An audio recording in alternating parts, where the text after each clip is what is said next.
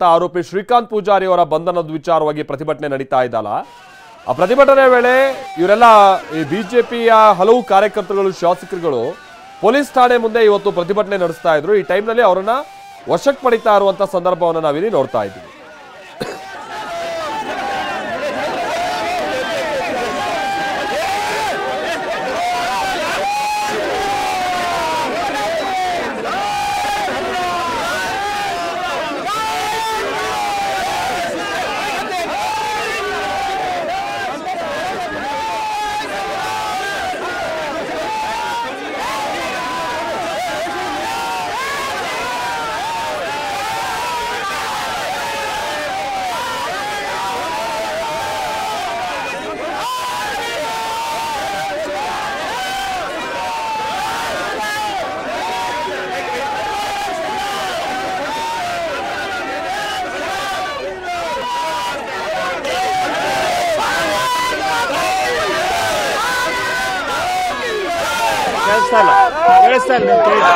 जय श्री राम, जय श्री राम, भारत माता की जय श्री राम, जय श्री राम, जय श्री राम, जय श्री राम।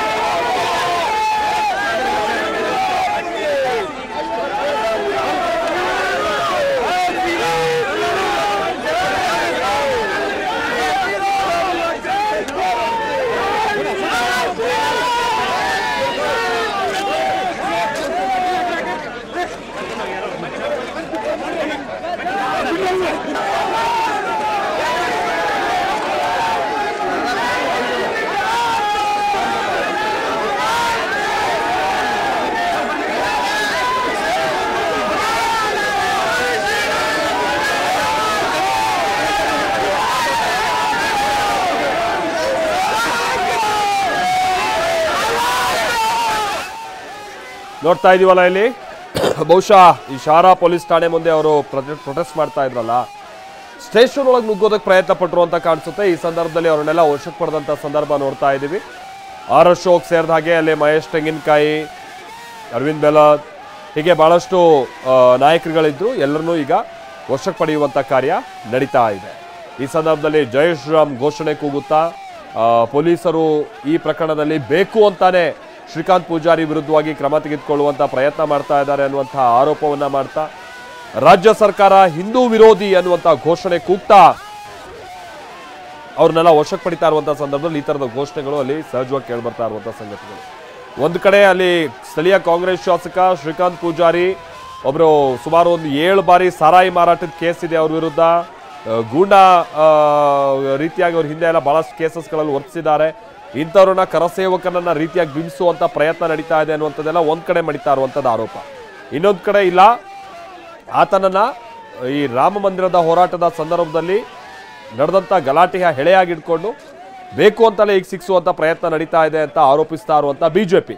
ಇದೆಲ್ಲದರ ನಡುವೆನೆ ಅವ್ರನ್ನ ಸಮಾಧಾನ ಮಾಡುವಂಥ ನಿಟ್ಟಿನಲ್ಲಿ ಪೊಲೀಸರು ಕೂಡ ಬಹಳ ಪ್ರಯತ್ನವನ್ನ ಪಡ್ತಾ ಇದ್ರು, ವಿಶ್ವಾಸಕ್ಕೆ ತೆಗೆದುಕೊಳ್ಳುವಂಥ ಪ್ರಯತ್ನವನ್ನ ಪಡ್ತಾ ಇದ್ರು. ಆದರೆ ಅದು ಯಾವಾಗ ಸಾಧ್ಯ ಆಗಲಿಲ್ಲೋ ಬಿಜೆಪಿಯ ನಾಯಕರುಗಳನ್ನ ವಶಕ್ಕೆ ಪಡೆಯುವಂಥ ಕಾರ್ಯ ನಡೆದಿದೆ.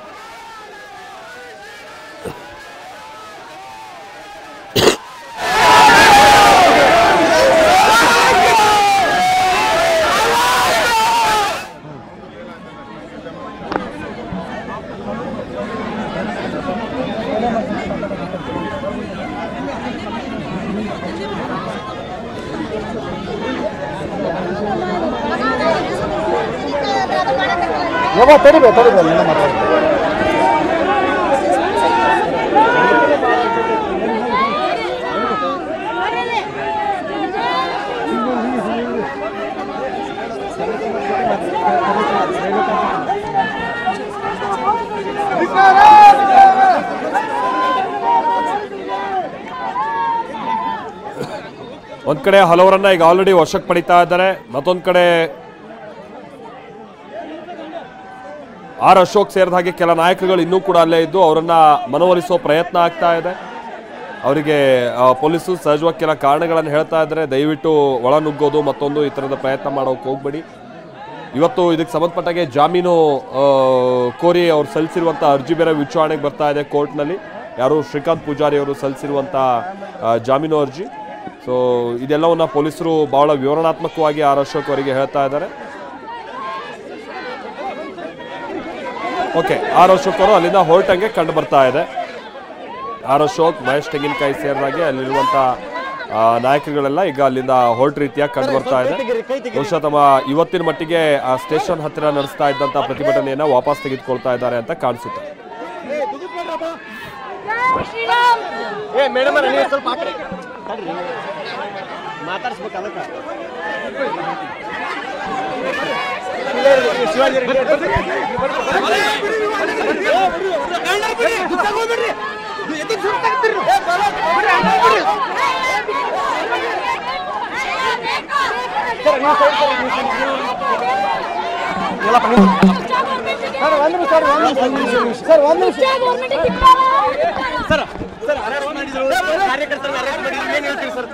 ಇದೊಂದು ಗೂಂಡಾಗಿರಿ ಸರ್ಕಾರ, ಮಾನವೀಯತೆ ಇಲ್ಲ. ಅಲ್ಲಿ ಭಯೋತ್ಪಾದಕರನ್ನು ಅರೆಸ್ಟ್ ಮಾಡುವಂಥ ಯೋಗ್ಯತೆ ಇಲ್ಲ. DJ ಹಳ್ಳಿ KJ ಹಳ್ಳಿ ಘಟನೆಯಲ್ಲಿ ಆದಂಥವ್ರಿಗೆ ಅರೆಸ್ಟ್ ಮಾಡಿಲ್ಲ, ಅವ್ರಿಗೆ ಬಿರಿಯಾನಿ ಕೊಡ್ತೀರಾ. ಇಲ್ಲಿ ರಾಮ ಭಕ್ತರನ್ನ ನೀವು ಬಂಧಿಸ್ತೀರಾ ಅಂದ್ರೆ ಹೇಡಿಗಳು. ನೀವು ಒಂದು ರೀತಿ 100% ಪ್ರತಿಭಟನೆಯನ್ನ ನಾವು ಹೇಳಿದ್ರಿ. ಅಟ್ಲೀಸ್ಟ್ ಮನವಿ ಕೊಡಕ್ಕಾದ್ರೂ ಬಿಡಿ ಅಂದ್ರೆ ಅದಕ್ಕೂ ಬಿಡ್ತಾ ಇಲ್ಲ ಅವ್ರು ಒಳಗಡೆ, ಪೊಲೀಸ್ ಸ್ಟೇಷನ್ ಒಳಗಡೆ. ನಾವು 3 ದಿನ ಟೈಮ್ ಕೊಟ್ಟಿದ್ರಿ, 3 ದಿನದೊಳಗಡೆ ಆಕ್ಷನ್ ತಗೊಂಡಿಲ್ಲ ಅಂದ್ರೆ ಅವನ್ನ ಸಸ್ಪೆಂಡ್ ಮಾಡಬೇಕು ಅಂತ ಹೇಳಿದ್ವಿ. ಈಗಲೇ ಅವ್ರನ್ನ ಟ್ರಾನ್ಸ್ಫರ್ ಮಾಡ್ತೀನಿ ಅಂತ ಹೇಳಿದ್ದಾರೆ. ಟ್ರಾನ್ಸ್ಫರ್ ಮಾಡೋದು ಒಂದು ಪ್ರಕ್ರಿಯೆ, ಆದ್ರೆ ಸಸ್ಪೆಂಡ್ ಮಾಡಬೇಕು ಅನ್ನೋದು ನಮ್ಮ ಬೇಡಿಕೆ. ಸಸ್ಪೆಂಡ್ ಮಾಡೋವರೆಗೂ ನಾವು ಹೋರಾಟ ಮಾಡ್ತೀರಿ. ಅವ್ರಿಗೆ ಗಡುವನ್ನ ಕೊಟ್ಟಿದ್ದೀರಿ ನಾವು. ಈ ರಾಜ್ಯದಲ್ಲಿ ಇದು ಮುಂದುವರಿತದೆ. ಹಿಂದೂ ಕಾರ್ಯಕರ್ತನ ಯಾರ್ಯಾರು ಇಡೀ ರಾಜ್ಯದಲ್ಲಿ ಇನ್ಮೇಲೆ ಯಾವ್ಯಾವ ಹಿಂದೂ ಕಾರ್ಯಕರ್ತರ ಮೇಲೆ ಈ ತರ ಹಲ್ಲೆ ಮಾಡ್ತಾರೆ, ಜೈಲಿಗೆ ಹಾಕ್ತಾರೆ, ಅಲ್ಲೆಲ್ಲ ಹೋಗಿ ನಾವು ಪ್ರತಿಭಟನೆ ಮಾಡ್ತೀರಿ, ನ್ಯಾಯ ಕೊಡ್ತೀರಿ. ಯಾರು ಹಿಂದೂ ಕಾರ್ಯಕರ್ತರು ಭಯ ಬೀಳೋಂಥ ಅವಶ್ಯಕತೆ ಇಲ್ಲ. ನಿಮ್ಮ ಜೊತೆ ನಾನಿದ್ದೀನಿ, ಇಡೀ BJP ಇದೆ, ಇಡೀ ಹಿಂದೂ ಸಮುದಾಯ ಇದೆ. ಯಾರು ಭಯ ಬೀಳಕ್ಕಾಗಲ್ಲ. ಈ ಗೊಡ್ಡು ಬೆದರಿಕೆ ಸಿದ್ದರಾಮಯ್ಯನವ್ರ ಗೊಡ್ಡು ಬೆದರಿಕೆ ಯಾರು ಬೆದರಲ್ಲ. ಇಂಥ 100 ಸಿದ್ದರಾಮಯ್ಯ ಬಂದ್ರೂ ಎದುರಿಸುವಂಥ ಶಕ್ತಿ ಹಿಂದೂಗಳಿಗಿದೆ. ಆ ಕೆಲಸವನ್ನ ನಾವು ಮಾಡೇ ಮಾಡ್ತೀರಿ. ಹೌದು, ಅಮಾನತ್ ಮಾಡೋವರೆಗೂ ನಾವು ಹೋರಾಟವನ್ನ ಮಾಡೇ ಮಾಡ್ತೀರಿ.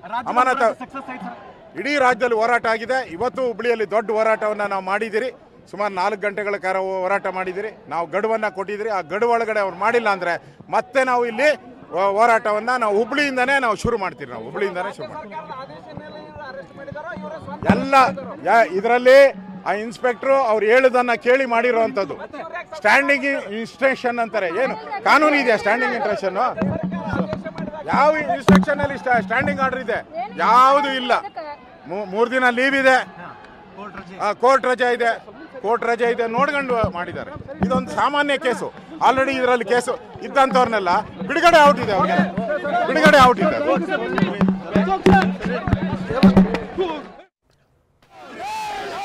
ಸೊ ಇದು ಅರೆಸ್ಟ್ ಮಾಡಿದಂತಹ ಅಧಿಕಾರಿಯನ್ನು ಸಸ್ಪೆಂಡ್ ಮಾಡಬೇಕು ಅನ್ನುವಂಥ ನಿಟ್ಟಿನಲ್ಲಿ ಆರ್ ಅಶೋಕ್ ಅವರು ಒತ್ತಾಯ ಮಾಡ್ತಾರೆ. ಈ ಟೈಮ್ನಲ್ಲಿ ಹಿರಿಯ ಅಧಿಕಾರಿಗಳು ಕೂಡ ಅಂಥ ಭರವಸೆಯನ್ನು ಕೊಟ್ಟಿದ್ದಾರಂತೆ. ಈ ಕಾರಣಕ್ಕಾಗಿಯೇ ಮುಂಬರುವಂಥ ದಿನಗಳಲ್ಲಿ ಇದನ್ನು ನಾವು ಗಮನಿಸ್ತೀವಿ. 3 ದಿನಗಳಲ್ಲಿ ಏನಾದರೂ ಇನ್ಸ್ಪೆಕ್ಟರ್ ಅಮಾನತು ಆಗದೆ ಹೋದರೆ ಆ ನಂತರದಲ್ಲಿ ನಮ್ಮ ಪ್ರತಿಭಟನೆ ಮುಂದುವರಿಯುತ್ತೆ ಅಂತ ಆರ್ ಅಶೋಕ್ ಹೇಳ್ತಾ ಇದ್ದಾರೆ. ಅದರ ಜೊತೆಗೇನೆ ಕೇವಲ ಇದು ಹುಬ್ಬಳ್ಳಿ ಘಟನೆ ಮಾತ್ರ ಅಲ್ಲ, ಹುಬ್ಬಳ್ಳಿಯನ್ನು ಹೊರತುಪಡಿಸಿ ಬೇರೆ ಎಲ್ಲೇ ಕೂಡ ಈ ಥರನಾದಂಥ ಹಿಂದೂ ಕಾರ್ಯಕರ್ತರ ವಿರುದ್ಧವಾಗಿ ಈ ಥರನಾದಂಥ ದೌರ್ಜನ್ಯಗಳನ್ನು ಎಸಗುವಂಥ ಕಾರ್ಯ ಆದರೆ ನಾನು ಇರ್ತೀನಿ, BJP ಪಾರ್ಟಿ ಇರುತ್ತೆ, ನಮ್ಮ ಹಿಂದೂ ಸಮುದಾಯ ಇರುತ್ತೆ, ಯಾರೂ ಭಯ ಪಡಬೇಕಾದಂಥ ಅನಿವಾರ್ಯತೆ ಇಲ್ಲ. ಇದು ಸಿದ್ದರಾಮಯ್ಯನವರ ಸರ್ಕಾರದ ಗೊಡ್ಡು ಬೆದರಿಕೆ, ಇದಕ್ಕೆಲ್ಲ ನಾವು ಹೆದರಲ್ಲ ಅಂತ ಆರ್ ಅಶೋಕ್ ಇಲ್ಲಿ ವಾಗ್ದಾಳಿಯನ್ನ ನಡೆಸಿದ್ದಾರೆ. ಮತ್ತೊಂದು ಕಡೆ ಅವರನ್ನೆಲ್ಲ ವಶಕ್ಕೆ ಪಡಿತಾ ಇರುವಂಥ ಕಾರ್ಯವೂ ಕೂಡ ಮುಂದುವರಿತಾ ಇದೆ. ಶಹರಾ ಪೊಲೀಸ್ ಠಾಣೆ, ಹುಬ್ಬಳ್ಳಿಯ ಶಹರಾ ಪೊಲೀಸ್ ಠಾಣೆಯ ಎದುರು ಈ ರೀತಿಯಾದಂಥ ದೊಡ್ಡ ಹೈಡ್ರಾಮವೇ ಇಲ್ಲಿ ಉಂಟಾಗಿರುವಂಥದ್ದನ್ನು ನಾವು ಇಲ್ಲಿ ನೋಡ್ತಾ ಇದ್ದೀವಿ.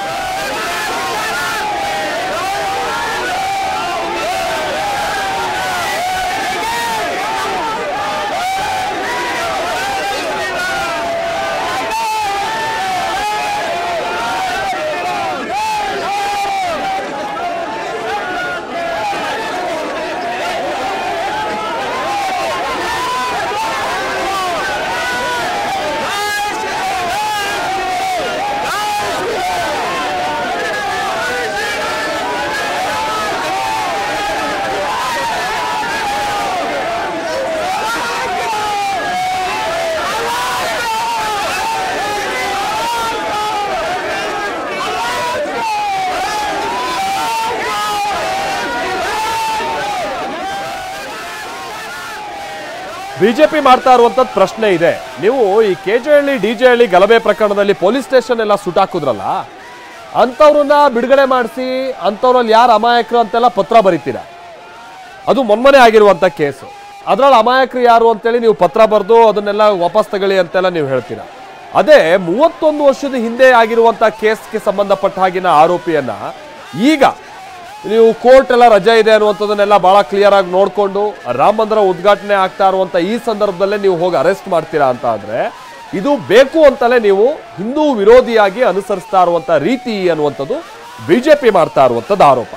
ಇದಕ್ಕೆ ಪ್ರತಿಯಾಗಿ ಕಾಂಗ್ರೆಸ್ ಏನು ಹೇಳ್ತಾ ಇದೆ ಅಂತ ಅಂದರೆ, ಶ್ರೀಕಾಂತ್ ಪೂಜಾರಿ ಅನ್ನುವಂಥ ವ್ಯಕ್ತಿ ಆತನನ್ನು ಒಬ್ಬ ಕರಸೇವಕ ಅಂತ ಬಿಂಬಿಸುವಂಥ ಪ್ರಯತ್ನ ಆಗ್ತಾ ಇದೆ. ಆದರೆ ಆತನ ವಿರುದ್ಧ ಸಾರಾಯಿ ಮಾರಾಟದ ಕೇಸ್ ಇದೆ 9, ಬೇರೆ ಬೇರೆ ಕಡೆ ದಂಧೆ ಮಾಡಿರೋದು, ಗಲಾಟೆ ಮಾಡಿರೋದು, ಈ ಥರದ ರೌಡಿ ಶೀಟರ್ ಕೇಸ್ಗಳಿದೆ ಆತನ ವಿರುದ್ಧವಾಗಿ. ಬೇಕು ಅಂತ ಆತನನ್ನ ಒಬ್ಬ ಕರಸೇವಕ ಅಂತ ಬಿಂಬಿಸುವಂತ ಪ್ರಯತ್ನ ಬಿಜೆಪಿ ಕಡೆಯಿಂದ ಆಗ್ತಾ ಇದೆ. ಈ ಮುಖ್ಯವಾಗಿ ಜನರಿಗೆ ಒಂದು ತಪ್ಪು ಸಂದೇಶ ಕೊಡೋ ಕೆಲಸ ಬಿಜೆಪಿಯಿಂದ ಆಗ್ತಾ ಇದೆ ಅಂತ ಕಾಂಗ್ರೆಸ್ ಆರೋಪಿಸ್ತಾ ಇದೆ. ಆದರೆ ನಮಗೆ ಅರೆಸ್ಟ್ ಮಾಡೋಕೋದಂತ ಇನ್ಸ್ಪೆಕ್ಟರ್ ನಮಗೆ ಮಾಹಿತಿ ಕೊಟ್ಟಿರಲಿಲ್ಲ, ಇದೆಲ್ಲ ಕಾಕತಾಳೀಯ ಅಷ್ಟೇ. ರಾಮ ಮಂದಿರ ಉದ್ಘಾಟನೆ ಆಗ್ತಾ ಇರುವಂಥ ಸಂದರ್ಭ, ಈಗ ಆಗ್ತಾ ಇರುವಂಥದ್ದು ಪ್ರಕರಣ, ಡಿಸೆಂಬರ್ ಒಳಗೆ ಎಲ್ಲ ಕೇಸಸ್ಗಳನ್ನ ಕ್ಲೋಸ್ ಮಾಡಿ ಅಂತ ನಾವು ಹೇಳಿದ್ವಿ, ಅದ್ರ ಒಂದು ಭಾಗ ಇದು ಅಂತ ಗೃಹ ಸಚಿವರು ಹೇಳ್ತಾ ಇದ್ರು. ಅದೇನೇ ಇದ್ರು ಇದು ದೊಡ್ಡ ರಾಜಕೀಯ ಜಟಾಪಟಿಗೆ ಆಹಾರ ಆಗಿರೋದಂತೂ ಸುಳ್ಳಲ್ಲ. ಹುಬ್ಬಳ್ಳಿಯ ಶಹರಾ ಪೊಲೀಸ್ ಠಾಣೆ ಮುಂದೆ ನಡೀತಾ ಇರುವಂತಹ ಹೈಡ್ರಾಮಾ ಮುಂದುವರಿತಾ ಇದೆ. ಹಲವು ಬಿಜೆಪಿಯ ನಾಯಕರು ಜೊತೆಗೆ ಅಲ್ಲಿದ್ದಂಥ ಮಹಿಳಾ ಕಾರ್ಯಕರ್ತೆಯರು ಅವ್ರನ್ನೆಲ್ಲ ವಶಕ್ಕೆ ಪಡೆಯುವಂಥ ಕಾರ್ಯ ಆಗ್ತಾ ಇದೆ, ನಾವು ನೋಡ್ತಾ ಇದೀವಿ ಅಲ್ಲಿ.